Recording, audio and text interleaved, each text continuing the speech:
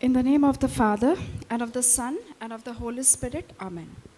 Abba, Father, I thank you, I praise you, I glorify your name. Thank you, Lord, for this beautiful day. Thank you, Lord, for this time. Thank you, Holy Spirit, for being in our midst. Thank you, Lord, for this beautiful people here who have gathered here, who have sacrificed their time, and they have chosen to come and listen and understand your word of God. Lord, I believe that these words that are falling in their ears, these seeds, this incorruptible seed is falling in the right soil that will go out and give multiple and bountiful harvest.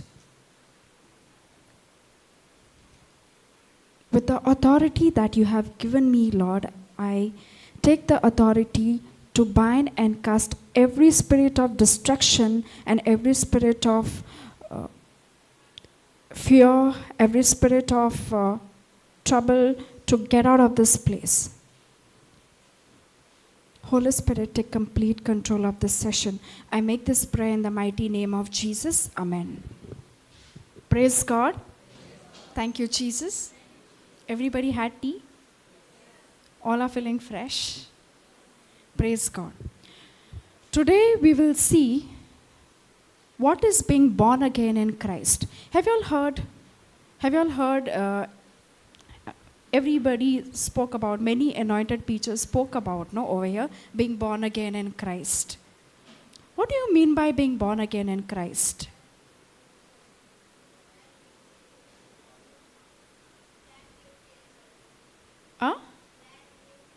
Brand new creature. Brand new creature meaning, are you going to, when we are born in this world, we are born as a baby, right? So you'll go back in your mother's womb and again be born as a brand new creature? When we say born again in Christ, what it means? Are we born in flesh? We are born in spirit, right? And when we are born in this world, in flesh, it is a one-time event, right? We are born once. We can't go back to our mother's womb and be born again.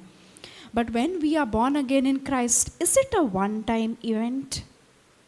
Can I say, if I ask y'all, how many of y'all are born again Christians? Please raise your hand. All are born again Christians, right? But just tell me one thing, born again in Christ, is it a one-time event? Can I say I'm born again Christian and I just keep saying, will that make me a born again Christian? Or is it an everyday process? It's an everyday process, right?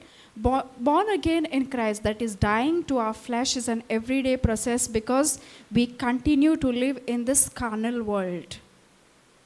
We continue to live in this carnal world wherein we will be surrounded by people, we will be coming across trials and tribulations, we will be surrounded by circumstances that will get us into unbelief at times.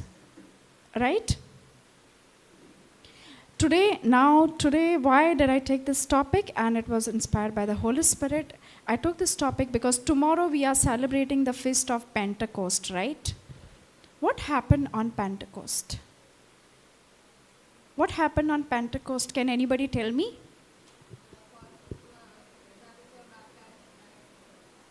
The power of the Holy Spirit came down on the disciples, right? And before the Holy Spirit could land on the disciples, how was their behavior? They were with Christ. They had seen Christ, right? They had seen Christ performing miracles. After Christ died, how were they? They lived in fear, right? Why they were in fear? They were in fear. They thought that just because they were followers of Christ, they would also be persecuted, right? So they were in fear. What happened on the day of Pentecost? They received Holy Spirit. And once they received Holy Spirit, what happened to them? They were born again. They were born again. They had knowledge of Christ, right? Earlier they had knowledge of Christ. Many a times we wrongly take ourselves as like, we are born again in Christ. Wherein we are not living what the word of God says. We have the knowledge. We have the scriptures with us. We say we are born again. But until and unless I use the scriptures, I'm living by the word of God, I cannot say I'm born again. And once they received the Holy Spirit, they were unstoppable, right? They went in different direction proclaiming Christ. Do we do that? We are all come here for retreat to listen to the word of God. We have received so many seeds. What is our mission? To go out and give the seeds, give what we have received to others. Right? Once they received Holy Spirit, they went out and they proclaimed Christ. Being born again meaning you have to understand the presence of Holy Spirit in you. And only when you have Holy Spirit, then only you will get the discernment. If you do not have the presence of Holy Spirit in you, you will not get the discernment. You cannot call yourself as born again. Praise God. Thank you, Jesus. We'll see a scripture now. John 12:24. Sister, could you please put John 12:24?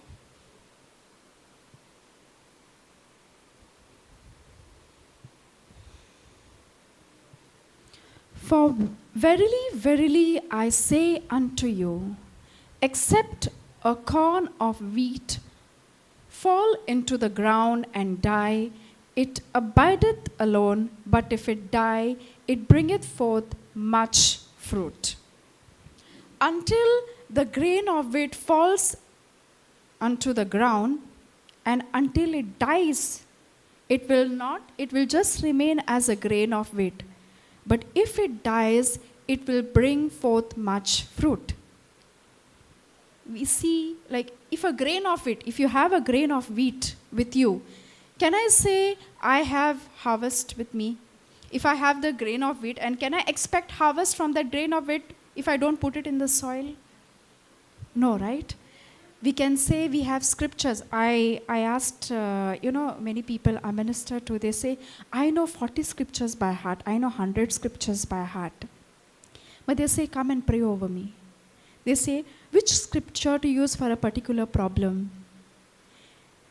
So you may know the scriptures, but until and unless you do not use the scripture in your life, you cannot bring forth harvest. So that is what it says. Until and unless a grain of wheat does not fall into the ground and dies, it will remain alone. It abideth alone. But if it dies, it bringeth forth much fruit. Many a times, even though we are born again Christians, if a doctor's report, I'll give an example. If you get a doctor's report, you are diagnosed with so and so disease, what happens at that minute? Fear comes, right? Especially if somebody is diagnosed with a terminal illness and doctor says no cure. Fear is the first thing that comes in our mind, right? Are we filled with joy? We are not filled with joy, right? We are filled with fear. Why does this happen? Why are we filled with fear? Even though we have the knowledge of Christ, it's because we have the scriptures, but we have not planted it. We have not used the seed. We have not died to our old self. Little part of that, we are still living in the carnal world. Our carnal mind still remains with us. That is the reason we get into fear. That's the reason it is very important for us to renew our mind on day-to-day basis, every day, every minute, every hour, because we don't know when we fall. And if we, many a times we say words, without even knowing that we have uttered wrong words. Like Proverbs 18:21 says what? Life and death is in the power of our tongue. if I, many, I was discussing with some people during the break time, and they said, I have so and so problem, I have so and so this thing, so and so problem. How to overcome it? What do I do? Tell me some scriptures. Tell me the scriptures to follow. Now see, we have been listening to the word of God. And if we have been listening to the word of God, it says the word of God is alive, right? Every word of God is alive. And if we know one thing, life and death is in the power of our tongue, we will be extremely careful of what words come out of our mouth. If we define ourselves with our problem, can any solution come to us? We can't get a solution because we ourselves are speaking death over our life. That is by confessing our problem. In Genesis, the first chapter, when God created world, he used words, right? He used words to create the world. Now, when world was created, in the beginning was darkness, right? Did he say that there is darkness, let there be light? He spoke what he wanted to see, right? He spoke what he wanted to see. So what we should do when we receive a bad report? What we should do? We should speak what we want to see. We should speak what we want to see. Okay? So until and unless we die to our old self, we cannot be born again. And even if we are born again, we continue to fall. Like last time I had told, I was born again in Christ in the year 2020. And after that, whenever I said, okay, I'm a born again Christian. But many a times I got into unbelief. Because that is the time, in my mindset was, anybody would ask me, okay, I'm born again. I'm born again in Christ. But whenever I received wrong reports, I would get into unbelief. Now, why did that happen? It was because I had taken a break from the word. Many a times now in this retreat, we are sitting over here and listening to the word of God. When we go out in the world, when we go back to our, normal life, when we go back to our house, go back to our own homes again, what's going to happen? Are we going to continue the same lifestyle, or are we going to be affected by what the people are saying around us? That is a mission for us. That is a test for us. It happened to me in the month of November, wherein I had taken a break from word. And why I had taken a break from word is because I was busy doing a lot of things. I was busy seeking the world, seeking the desires of the world. And when that happened, I got diagnosed with PCOD. And when I got diagnosed with PCOD, I had sleepless nights because a doctor told me, a long list of what I cannot have, and he told me what I cannot eat and what I cannot do for the rest of the life. And he said it's an incurable sickness. It has to be, you have to accept it as a part of your life. You have to accept it as a lifestyle. And I got into unbelief. I couldn't sleep because I had some plans for my life. I said, since I was seeking the world, I had some plans for my life. And I was like, what is going to happen to this plan that I have? I was constantly thinking, and I got into worried. And I would just wake up, early in the morning, and I wake up confused. I didn't know what to do, whether to pursue what I have decided, or what to do. Not realizing that I was already out in the world, back to my old self, back to my old thinking. Can it happen? Yes, it can happen. It can happen all the time, because if we do not constantly renew our mind, we are going to get attacked. As Sister Jocelyn, 2 days back, in a teaching, she explained about an aeroplane. Before landing on the airport, it waits for the controller signal, right? The traffic controller signal. And if it does not receive the traffic controller signals, it cannot land. right? If it receives the traffic control signals, it will land. Similarly, the spirit, the evil one waits to attack us. It waits to attack us, and if we give a slightest chance for it to enter our life, it's going to come and attack us. It's going to come and land. We will not even know how the fear has come in our life. So same thing happened to me. I was full of fear and just confessing my problem. First thing what I did was called up my sister and I told, you know what, I'm diagnosed with so and so thing. And doctor said so and so thing. And then the next what I did was called up another person and I said, I'm diagnosed with so and so thing. Even being in the word, okay? Even being in the word, I have the knowledge of word, but see how my mind has changed. Whoever asked me, I would say, I'm sick. I have my medical reports which say so and so thing. I'm sick. I have to be on a lot of medication.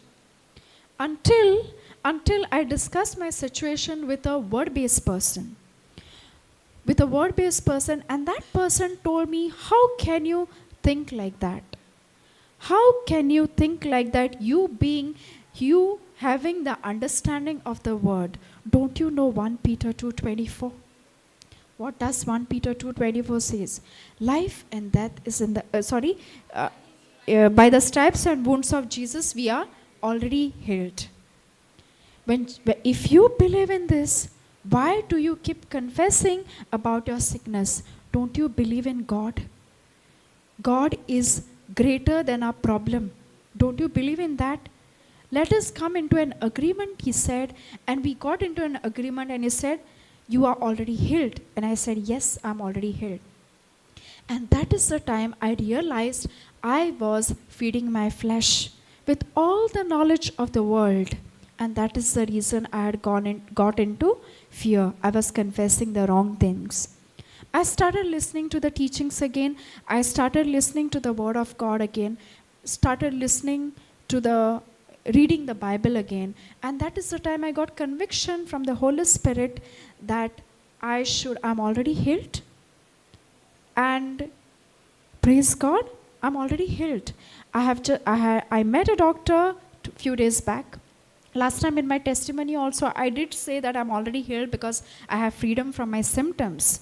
But that time I also said that I have to get myself checked in order to show a report. Few days back, last week, I met a doctor and the doctor said, you don't need medication, you are completely healed. You have wonderfully healed. You just keep doing whatever you are doing. It's a very good progress. And when I heard that, I remember I confessed it before that I'm already healed in the testimony, remember? Even before I could see the physical reports, I had confessed it before, testified before that I'm already healed because I had belief, I had faith in that. And I just had to confirm it with a report, physical report, wherein the doctor said that you're perfectly fine. Just continue to do whatever you're doing. Praise God. It was not like I wanted a confirmation as such to believe. I already believed it, but this was just a confirmation from a doctor of the world. Like, who confirmed the spiritual thing that I believed into physical, that I'm already healed. Praise God. And this I received by renewing of my mind. An incurable sickness, the doctor said. And after that, there were many people, there were many youngsters who had a similar situation, and I gave my testimony to them. And they were surprised. They were like, really? Without medication? And they are like, just tell me what you are doing. Even I want to follow. And I started receiving a few phone calls from the people who were suffering from this. Just tell me what you are doing. Praise God. So it is the renewing of your mind, constant renewing of your mind is very important. Dying to your old self every day is very important. Being born again in Christ, day-to-day basis is very important. We cannot take it for granted, once I'm born again, once I've received the word of God, I cannot take it for granted. And another thing, I was also, during that time when I was into unbelief, I was also giving the word. When I was giving the word, if I don't practice it myself, if I don't practice what I preach, then it has no use. If I don't practice what I preach, it has no use. Many a times we tell people, no, by the wounds of Jesus you are already healed. But when sickness come on you, when confusions come in your life, how do we react? We ourselves get confused and we ourselves get into doubt and unbelief, right? So what is important is constant renewal of our mind. Constantly dying to your old self is very important. We'll see another scripture now. John chapter 3 from verse 1 onwards. We'll see this. There was a man of the Pharisees named Nicodemus, a ruler of the Jews. The same came to Jesus by night and said unto him, Rabbi, we know that thou art a teacher come from God. For no man can do these miracles that thou doest except God be with him. Jesus answered and said unto him, Verily, verily, I say unto thee, except a man be born again, he cannot see the kingdom of God. Except a man be born again, he cannot see the kingdom of God. Nicodemus saith unto him, How can a man be born when he is old? Can he enter the second time into his mother's womb and be born? Jesus answered, Verily, verily, I say unto thee, except a man be born of water and of the Spirit, he cannot enter into the kingdom of God. That which is born of the flesh is flesh, and that which is born of the Spirit is spirit. Marvel not that I said unto thee, ye must be born again. Praise God. In this, what does Nicodemus ask Jesus? He says, you perform so many miracles. Sister, could you put KJV translation? The first and KJV it is AMP.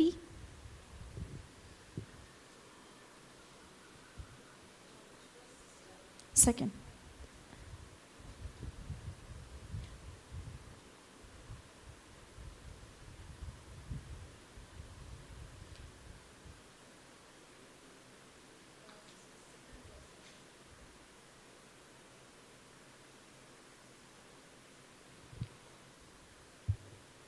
Who came to Jesus at night and said to him, Rabbi, we know without any doubt that you have come from God as a teacher, for no one can do these signs, these wonders, these attesting miracles that you do unless God is with him. Until we have the presence of Holy Spirit with us, until we understand the presence of Holy Spirit in our life, we cannot see the supernatural things. That I will just explain with my same example. I knew the scriptures. I knew all the scriptures. I was also giving the scriptures to others. But when I got a problem in my life, I got into unbelief. I couldn't see the supernatural things. I couldn't see the spiritual. I couldn't see with my spiritual eyes because my mind and my heart was, fogged with the worldly knowledge. When I do not acknowledge the presence of Holy Spirit in me, if I am still continuing living in the world, then I cannot say I have died to my flesh. When I'm still living in the flesh, I cannot see miracles happening in my life. And that is the reason most of the people, when we say, I confess the scripture, but I don't see anything happening. I pray long prayers. I don't see anything happening. If you do it with your own willpower, thinking that if your mind is constantly focused on the blessing, if you do not acknowledge, if you do not understand, if you do not believe in the scripture, if your focus is constantly on how many times I'm reciting it, because many a times I've heard people saying, how many times should I say the scripture? And then they say, is 100 times enough? Is 200 times enough? If I tell them, say 100 times or 200 times, what will be their focus on? Their focus will be on whether how many did I finish? How many times I finished? Did I complete 100 times?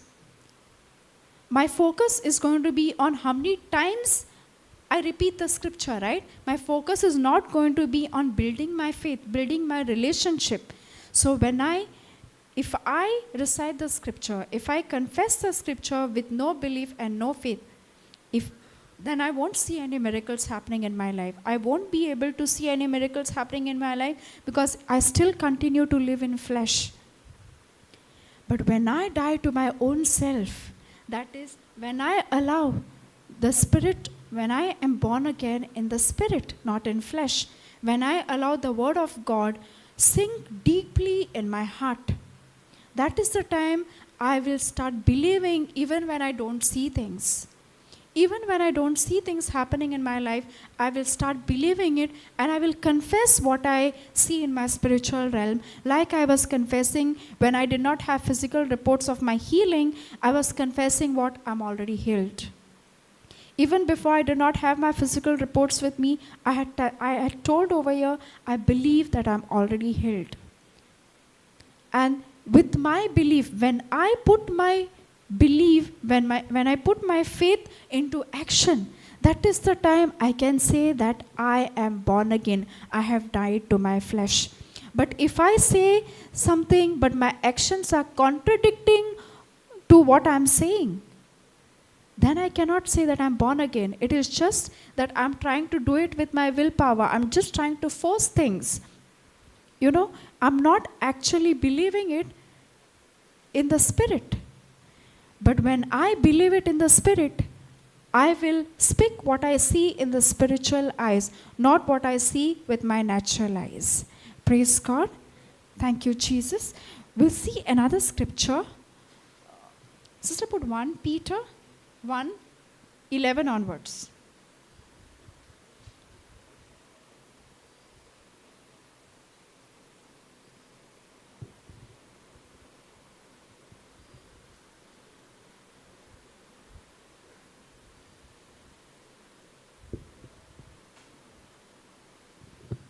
Seeking to find out what person or what time the Spirit of Christ within them was indicating as he foretold the sufferings of Christ and the glories to follow. It was revealed to them that their services, their prophecies regarding grace were not meant for themselves and their time, but for you in these things, the death, resurrection, and glorification of Jesus Christ, which have now been told to you by those who preach the gospel to you by the power of the Holy Spirit who was sent from heaven. Into these things even the angels long to look. Come down, sister.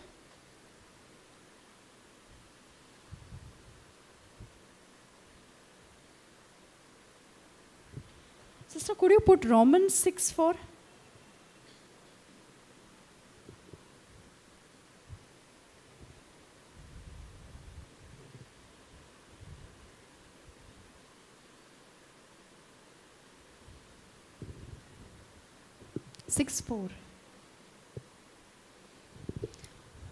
We have therefore been buried with him through baptism into death, so that just as Christ was raised from the dead through the glory and power of the Father, we too might walk habitually in newness of life, abandoning our old ways.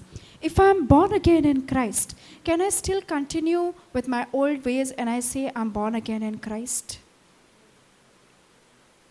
can I still continue being the old self? No, right? There was a time wherein, I believe many will agree with me. This TV serials used to come, right? TV serials, Kasauti Zindagi Ki, Hindi channels. Okay, even when I was small, I used to watch it, and I would wait for it, and even if I have seen it again, I would see the repeat show. The way they dressed, the way they presented themselves, and every day I would wait. Every day I would wait, and it was like they would, and the ending of the episode was such that they would always make you come back again, they would keep suspense. Yeah, they would want, so that next day you should come and see it, and all this. And once the episode is over, what used to happen? The rest of the day you keep thinking about it, what's going to happen now? And then you discuss with the people also who have watched, I think this is going to happen, that is going to happen, right? You all must have experienced it, right? Okay, even I was like that, watching long hours, spending long hours on TV. And Netflix, you all know Netflix? Youngsters? Okay. After TV, then as technology advanced, I would say TV was becoming like old-fashioned. And then, then came Netflix. I was so much addicted to Netflix, the series, the web series. I used to watch Korean series, and I was so much addicted to them that I would binge watch it entire night. Can you believe it?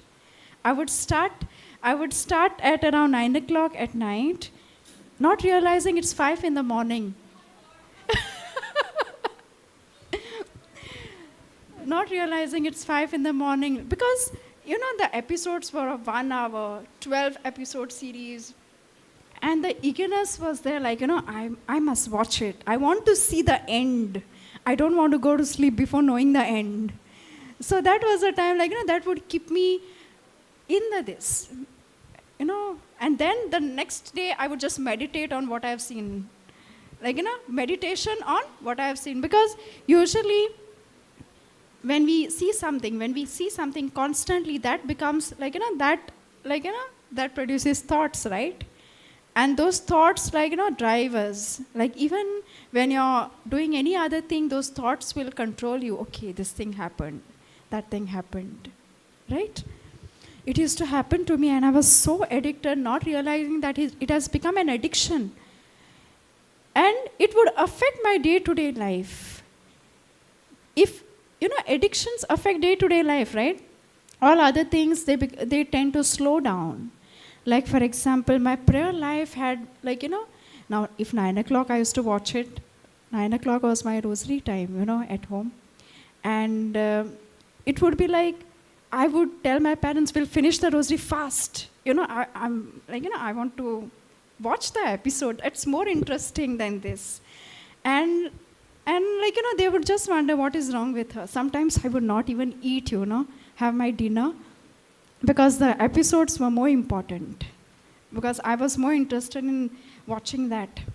And it became part of my life. I didn't even realize that I was not getting sleep, not having sleepless nights. It was affecting my health. But that was more important to me. And it became such a big part of my life that, even in the year 2021, when I got COVID, initially, I kept doing that. At one point of time, I listened to one teaching. That was sent to me because, watching continuously, then I said, I had finished everything. Now I was looking out for more. And more to get released. There was an episode to be released. And they said, it will be released after some days. So I said, I have time now. I cannot do anything about it. The release is going to happen after 2 days. So I listened to one teaching. And when I listened to one teaching, it was sent to me by one of the spiritual warrior. And when I listened to one teaching, I was so taken by the teaching because there were so many testimonies shared over there. There were so many testimonies shared, and then one teaching led to another. One teaching led to another. I wanted to learn more and more about the teachings, more and more about the Word of God. And during that COVID isolation time, I didn't realize how I got rid of the addiction. And those 2 days that I was waiting for the release, I never even went back. My subscription got over, and I never renewed my subscription back again. And till date, I'll tell you, I was a person who would watch a lot of movies. Before 2018, there was a time, okay, I would go to theaters almost every Friday. Almost every Friday, and watch every new movie that is released. And that, that became a habit for some time. And I would go, theater was close by. I would go and watch movies and come back. So watching movies, watching serials had become a part of my life. From 2021 till date, I've not seen a single movie other than teachings. So how it happened? How it happened? It was the Word of God. I started feeding my spirit with the Word of God. Earlier I was feeding my flesh with all the movies. And that was controlling my mind, controlling my thoughts. The whole day I would think about the series. The ending should have been like this. I'm a director. I wish the ending should have been like this. I wish this person would have been paired with this person. All my analysis. But then later on, when I got in the Word of God, when I started listening to the Word of God for 10 hours, 12 hours, that became a habit. So the addiction that I had, it was completely replaced. The old tree, the tree that was growing in me, which had become a big tree, okay, with the deep roots. The addiction of watching TV and movies, it had deep roots. So as I started listening to the Word of God, it was like an axe which was trying to chop the roots, not the branches. It was axing the roots that were deep. And one fine day, I didn't even realize when the tree had already chopped off and fallen off. And when the new tree, the new plant had already turned into a tree. The seed that had fallen in my life, in my heart, a seed that I planted, when it had become a plant and when it became a tree, I didn't realize, because I never went back there. I never went back to my old self of watching TV. Okay? Watching those Netflix series. Now, why did I tell this? Now, this happened in one area. Now, the other areas still remained wherein I still needed the Word of God. Still the other weeds were still growing in my life. Like I said, when I got my medical reports, I got into unbelief. That is another area. Like that, we have many areas in our life. We might say we are born again in Christ, but we might be born again in one area. Like if you tell me to watch a movie, I will never watch. Because that much I have that addiction is completely gone. If you tell me to watch a movie now, it's been almost 2 years. I've not watched a single movie. I won't do that. But there are other areas I needed deliverance. I needed to change my old self to new. And that happened how? And I'm not saying I'm a completely delivered person, okay? Being born again in a Christ is a process. And I'm constantly working towards becoming more and more like Christ. Becoming more and more like Christ is dying to your old self every day. Every day we make mistakes. And when we acknowledge them, how do we acknowledge them? Until and unless I realize that I've made a mistake, I cannot say that, I'm born again.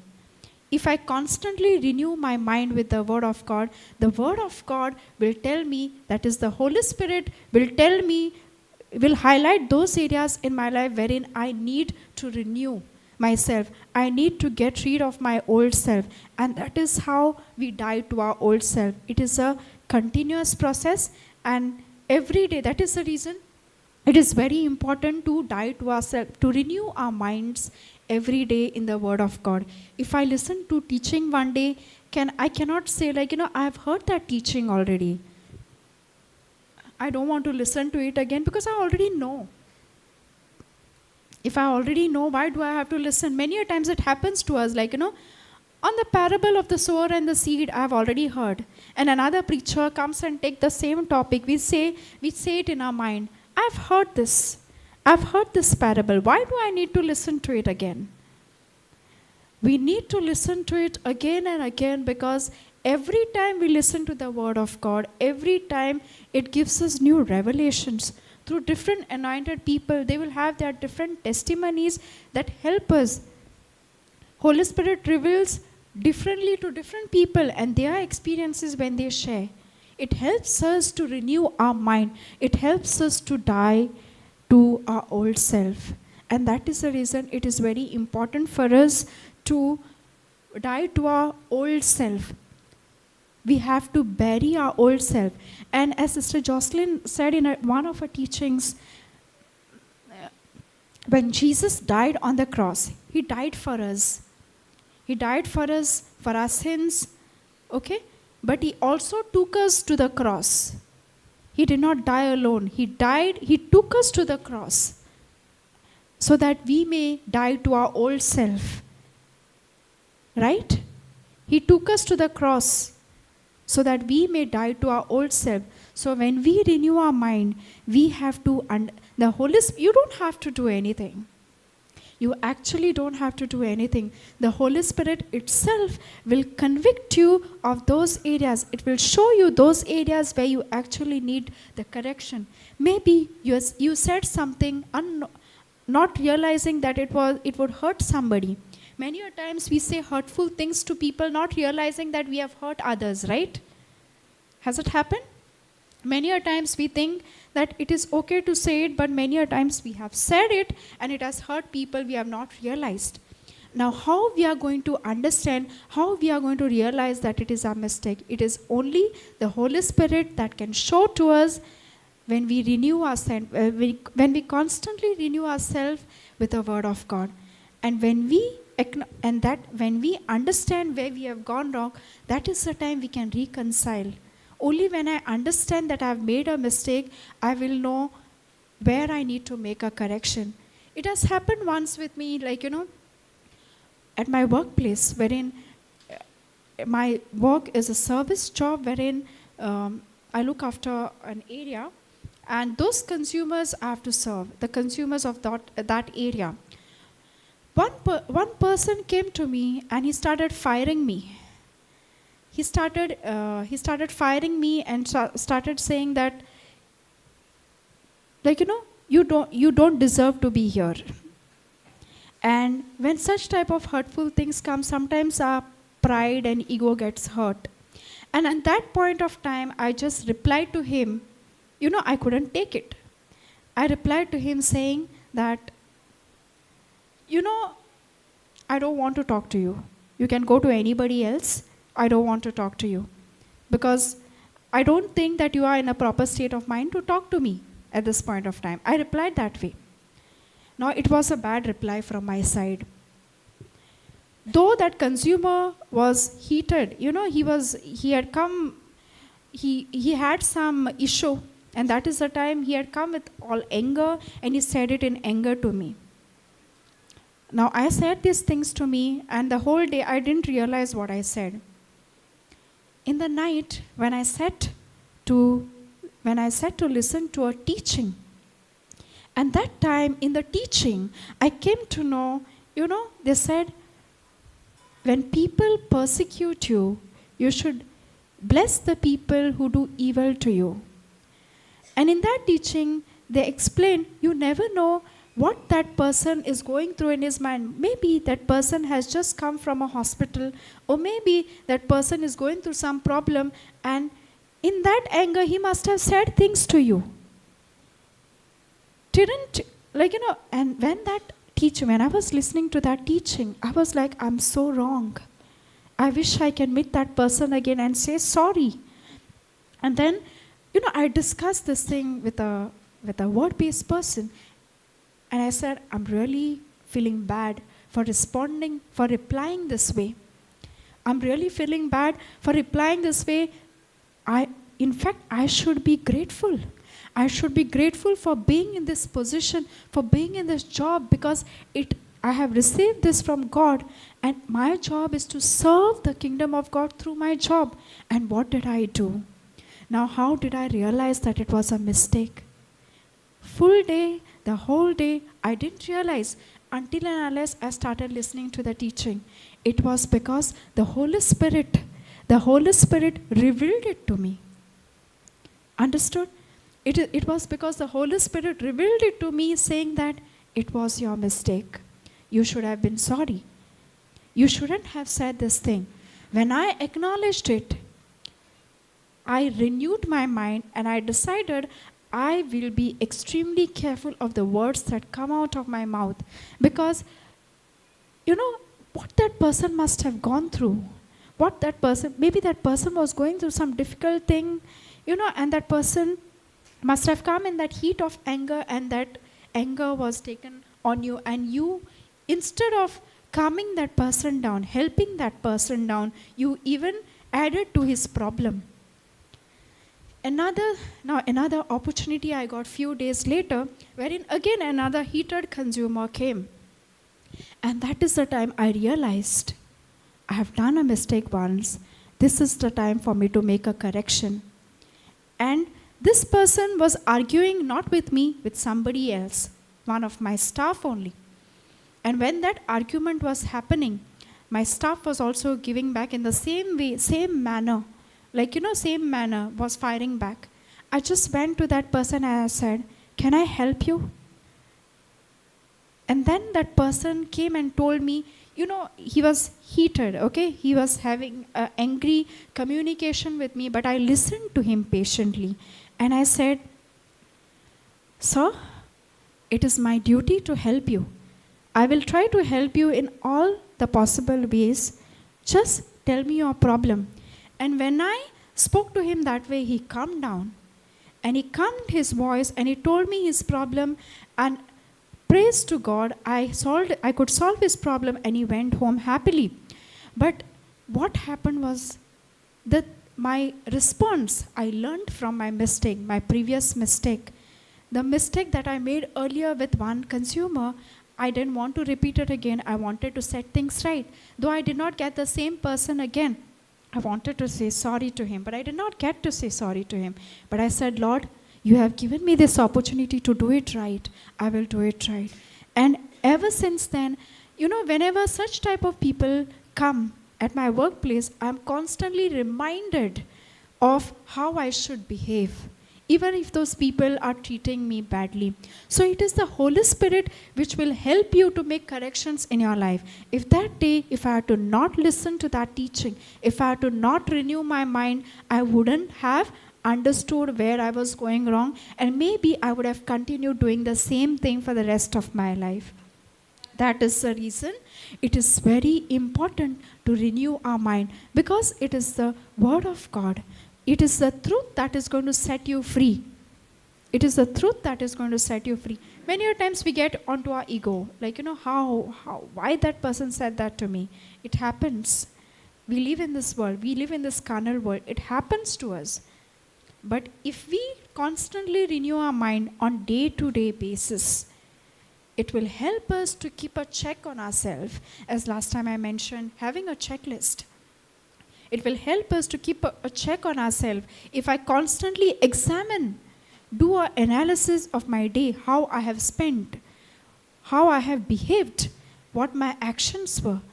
If I constantly keep a check on myself, that is the time I will be able to constantly renew my mind, die to my old self. Praise God. Thank you, Jesus. Sister, could you put 2 Corinthians 5:17?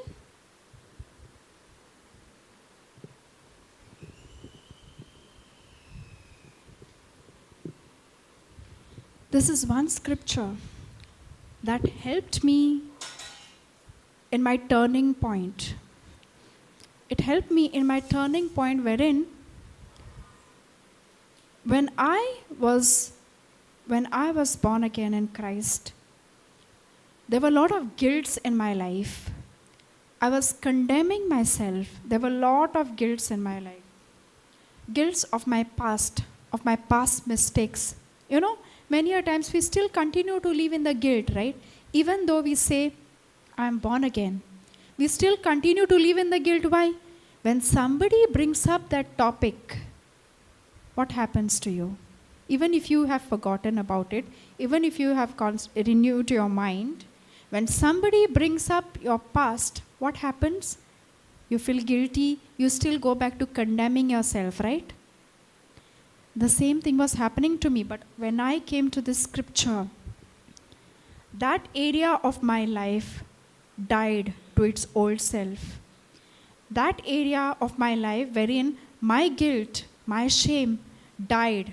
And from then onwards, and after this, and after reading this scripture, I went on to listen to the teaching of Saint Paul.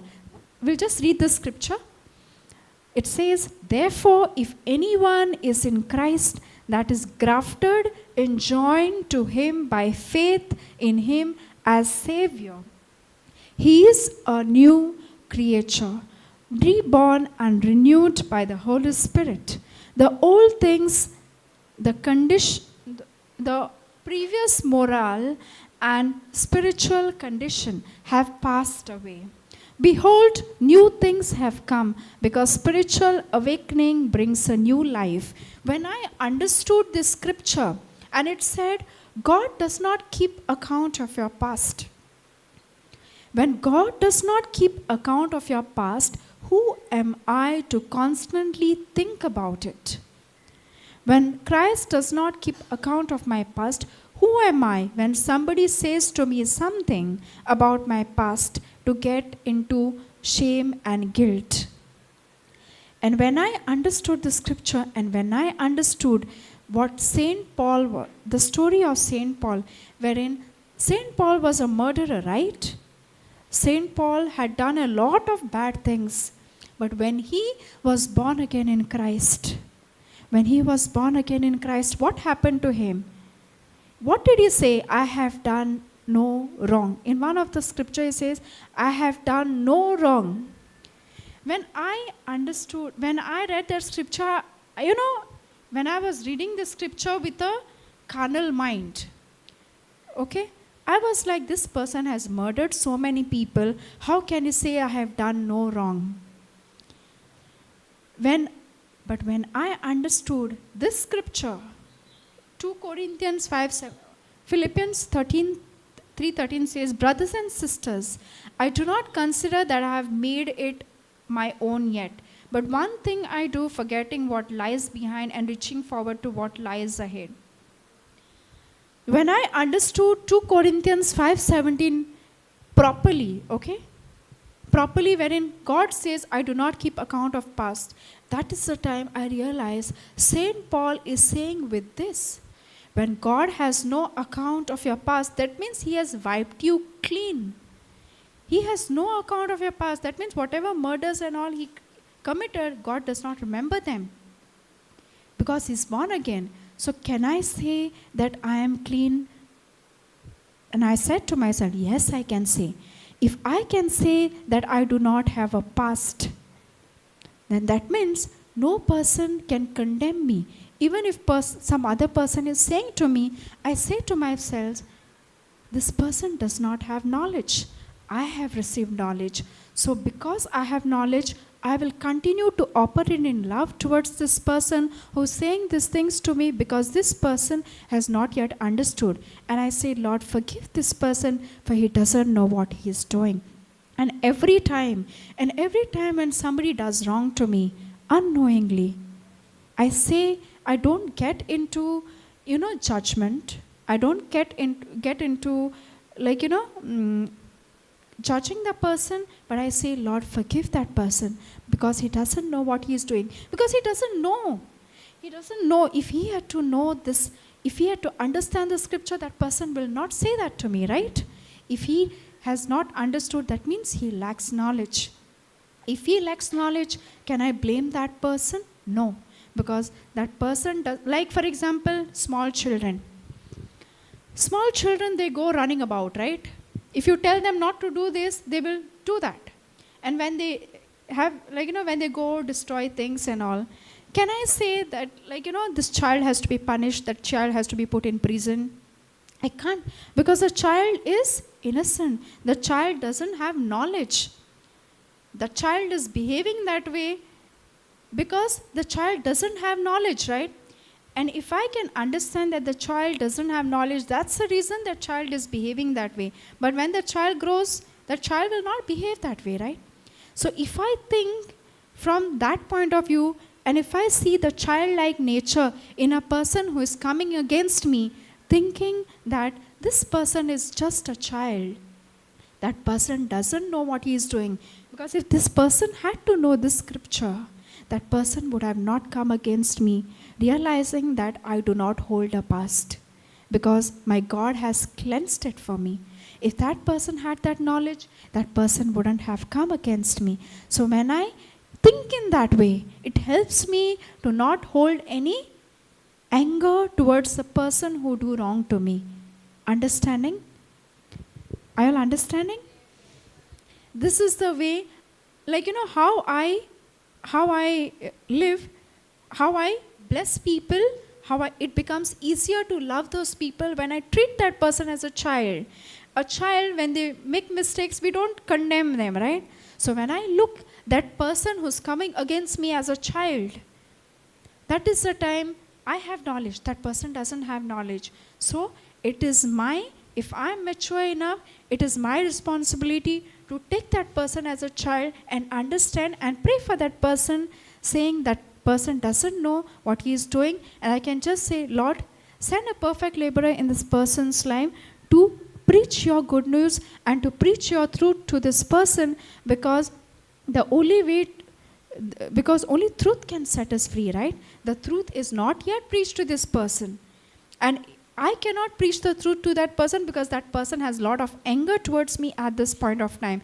And if I try to tell that person might even more retaliate. So the only thing I can say is, Lord, forgive that person, for he doesn't know what he is doing, and bless that person in return. And pray for that person so that a perfect laborer be sent in this person's life to preach the word of God, to preach the truth. Praise God. Remember last time, 2 days back, when I was teaching about agape love, I mentioned about a lady who was talking bad about me, and then she changed without me doing anything. When in the prayer for the unsaved loved one, it is said, send forth a perfect laborer in this person, to this person who would preach the good news to this person, and the truth will set that person free. So it was, now when I got, today if I communicate with this person, it was the preachings and the teachings which helped that person to die to herself in that area, which changed her. So the unsaved loved one that I was praying to send a perfect laborer, it was all the anointed preachers who were preaching in that teaching that helped to reach the truth to this person. Many times when I have ministered to people, they say, why should I listen to teaching? I can read the Bible. Why should I listen to the teachings? Reading the Bible is enough. I don't want to listen to the teaching. But in this case, now teachings, how do teachings help us? Teaching help us through different anointed preachers when they receive revelation from the Holy Spirit. It is their experience, their testimonies which help us to understand, which help us to renew our areas wherein we are still where we still continue to live our old life, where we still continue to remain in the carnal world. Praise God. Thank you, Jesus. Sister, could you put 1 John 4:7?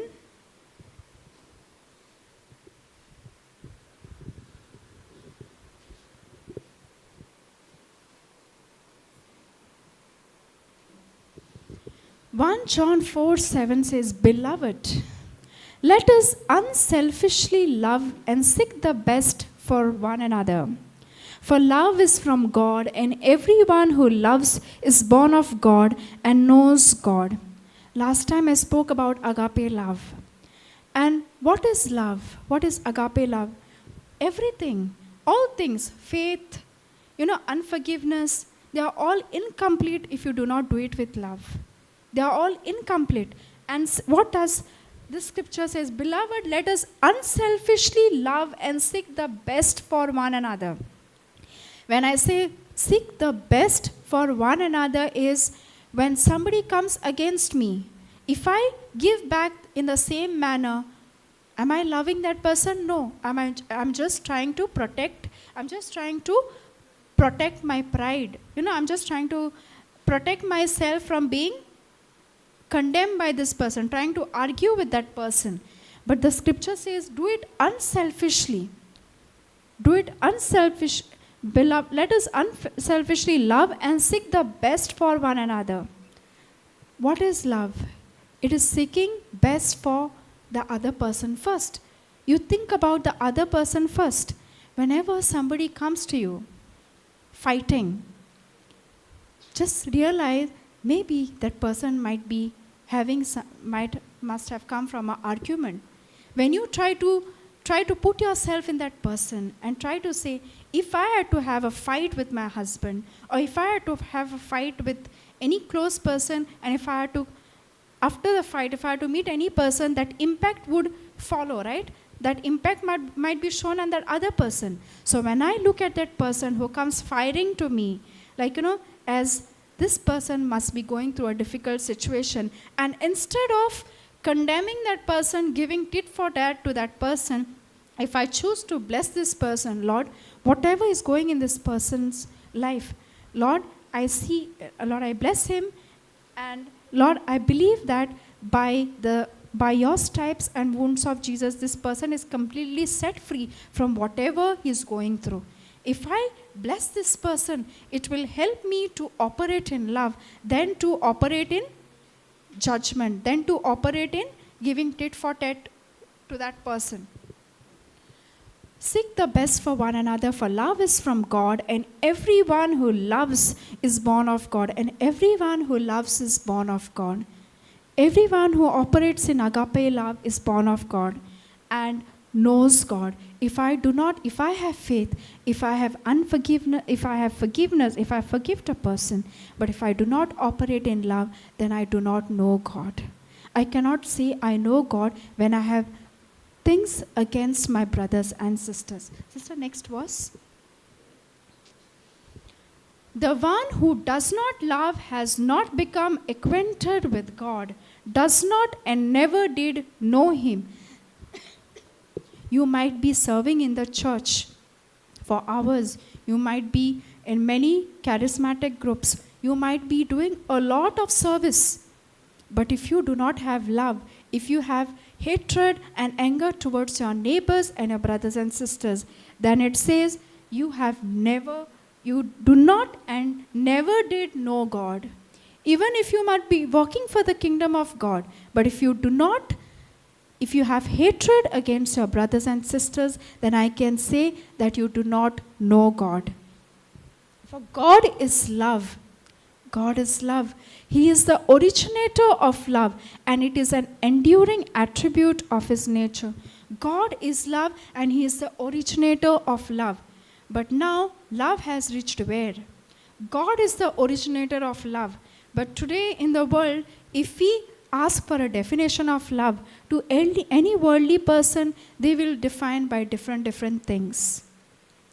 Love is getting. Tell me, Nelson. Tell me, what is your definition of love? When can I say that, I'm been loved? Love is, I say I'm been loved when my parents give me chocolates, when my parents give me gifts, when, suppose if it's a spouse, when my spouse buys for me gifts, when my spouse takes me for trips, when my spouse takes me for outings, then I can say my spouse is loving me. Or then if my parents are taking me for picnics every Sunday, taking me for outings, giving me best of the best gifts, that is love. This is what, if you ask anybody outside who are not in the word, they will define it that way. But who is the originator of love? It is written over here. He is the originator of love, and it is an enduring attribute of his nature. It is an enduring attribute of his nature, meaning it is an attribute that is enduring, that is not, it is not like, one time he's showing love and the next is not showing love. It is not a one-time event. It is an enduring attribute that is like, that is with him. That is an attribute that he is living. That he is like, that he, whenever we go to God, he is ready to forgive us anytime. Does he say, you come at a particular time, that time I will forgive you? No. It is an enduring process. It is an enduring attribute of his nature wherein you can go to God anytime. You can go to any time and God will forgive us. He's waiting with his arms wide open to receive us. He's waiting for us to die to our old self. He's waiting like the prodigal son. Remember? Remember the parable of the prodigal son? Remember? The prodigal son, when he went out and he did all nasty things, all possible bad things he did, and when he realized that he has done a mistake, and when he realized that in my father's house, even a servant gets best of the best treatment, he came back to his father. And what did father do? He was waiting for his son to come back, right? He was waiting for his son to come back. And from a distance, when his father saw him, did father stay? Did father wait for the son to come to him? He ran, right? He ran and he put on a robe on him. He did not, and he hugged him. He did not even wait for him to say sorry. Many a times when somebody does wrong to us, we say, until and unless that person says sorry to me, I will not forgive, right? We say that, right? Until and unless my spouse says sorry to me, I will not forgive. Until and unless my father or my mother or my sister or my brother says sorry to me, I will not forgive. That is our attitude, right? We say, I'm ready to forgive. But until and unless that person says sorry to me, I will not forgive. But does God wait for us to say sorry to him? Does God wait for us to say sorry to him? No. He has already forgiven us, right? He is already waiting for us like this prodigal son's father with his arms wide open to receive us. That is the reason it is said it is an enduring attribute of his nature. Not a one-time event or not a thing which he practices only during a particular time. It is an enduring nature wherein he is waiting for us with his arms wide open to come and receive his love. And when we base our foundation on the love of God, then everything else, when we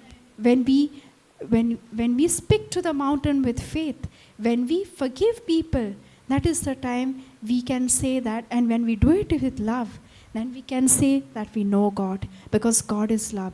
And when we practice love, that is the only time I can say that I know God. Otherwise, if I practice faith, if I practice forgiveness, if I practice giving tithes, if I practice all other things, but if I do not have love, I do not know God. I cannot say I know God if I do not have love. Praise God. Thank you, Jesus. So next. By this, the love of God was displayed in us in that God has sent his one and only begotten Son, the one who is truly unique, the only one of his kind into the world, so that we might live through him. Now, the parents over here who have children, will you all sacrifice your child? Will you all offer your child as a sacrifice? No parent will do that, right? No parent will do that, because every parent loves their children and they want to give best for them. Will any parent allow the child to be sacrificed, offer as a sacrifice? No. But God so loved us. He loved us so much. And in order to show His love, He sent His only begotten Son to die in this world. He sent His only begotten Son to die in this world so that we might live through Him. He thought of you and me when He did it. He did not think of anything else. He thought of you and me when He did it. Even though we committed sin, even when God created world, when He created Adam and Eve, He gave Adam and Eve dominion over the earth, right? And all the creation, He loved humans so much. But when Adam and Eve committed sin, that is the time they gave that dominion what they had, what God had given them, to Satan, that is the God of the world, right? And then God could not see that. When He could not see that, what He said, I will send my Son as a sacrifice so that we may be saved through Him. And Jesus became the paragon of love. He became the paragon of love. And when we understand what Jesus has done for us on the cross, how much He loves us, and when we understand about His true agape love, and when we base our foundation of love on agape love, that is the time we will be able to give somebody the same God kind of love to others. Next scripture. In this is love, not that we loved God, but that He loved us and sent His Son to be the propitiation, that is, the atoning sacrifice and the satisfying offering for our sins, fulfilling God's requirement for justice against sin and placating His wrath. God sent His Son to be the propitiation, that is the atoning sacrifice, ultimate sacrifice. There is no other sacrifice after that. Many a times we feel that, fasting and praying, kneeling down and praying for long hours can give us a harvest. Many a times people feel that, right? Sacrificing, offering sacrifices and all, that is the way I'm going to receive my salvation, receive my forgiveness. But what does God say? I have already done the ultimate sacrifice through my Son. I have given my Son. He has already died 2,000 years back. 2,000 years back. And now, if we want to receive our forgiveness, if we want to receive our salvation, if we want to receive anything, we have to understand that it is already finished. The miracle is in our believing, not in our sacrifices or self-efforts. The worldly people, the carnal-minded people still believe that, and many a times I have heard people saying, I have walked bare feet and then I got a particular miracle. So because I walked bare feet for so and so kilometers, I got my healing. Received my blessing. So here, when I say that, what do? I self-praise, right? I praise myself. I say, I have done it. I have done it with my own ability, not realizing that God has already finished 2,000 years back. If I had to believe what God has done to me 2,000 years back, do I have to do all these things? Walking barefoot and all? No. I don't have to do that. My miracle is in the believing. My miracle is in the believing. And if I believe what Jesus has done for me on the cross 2,000 years back, then I do not have to do all these things. I will receive my things through believing. Sister, next was, beloved, if God so loved us in this incredible way, we also ought to love one another. As I said in my last teaching, the greatest commandment, what is the greatest commandment again?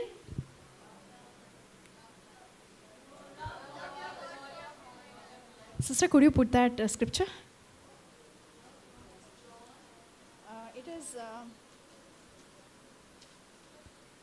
I think Matthew 22:36. Matthew 22:36.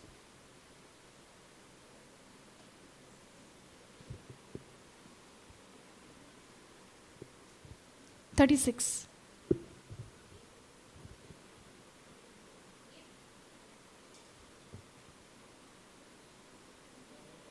37. What is the greatest commandment? You shall love the Lord your God with all your heart and with all your soul and with all your mind. This is the first and greatest commandment. The second is like it. You shall love your neighbor as yourself. You cannot love your neighbor without loving God. If you say that you love your neighbor without loving God, then that love is not from God. That is a carnal love. The first commandment is love your God first. And when can I say a person is obeying this? Again, I'll come back to that. When people are seeking life partners, one important quality they should see is if that person is obeying the first commandment. That is, if that person loves God with all his heart. Only if that person loves God with all his heart, only then that person will be able to love you the way the originator of love did. That is, that person will be able to give you God kind of love. If that person says, I love you for this, I love you for that, and if, I love you because you look good, I love you because you have so and so qualification, I love you because of your confidence, I love you because of your attitude, I love you because of your whatever. But there is no presence of God in that person, then that person loves you with a carnal mind. That love is subject to change. That love is based on emotions. The greatest checkpoint to see in a person is if that person is fulfilling the first commandment. That is, if he has the love of God. And only if that person has the love of God, that person can give you the right kind of love. Praise God. Thank you, Jesus. Does anybody have any questions? Any questions? Anything to share?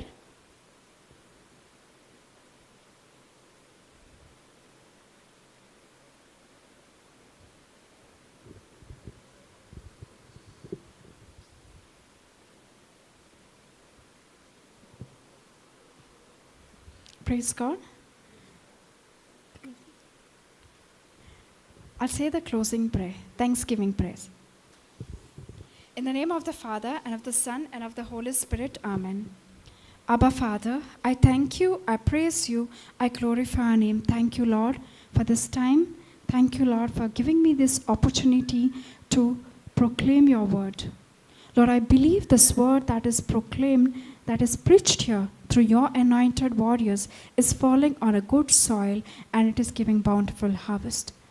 Lord, I believe that each and every person sitting here and who's listening to this teaching on YouTube, their mind is renewed and they have died to their old self and they have renewed their mind. They have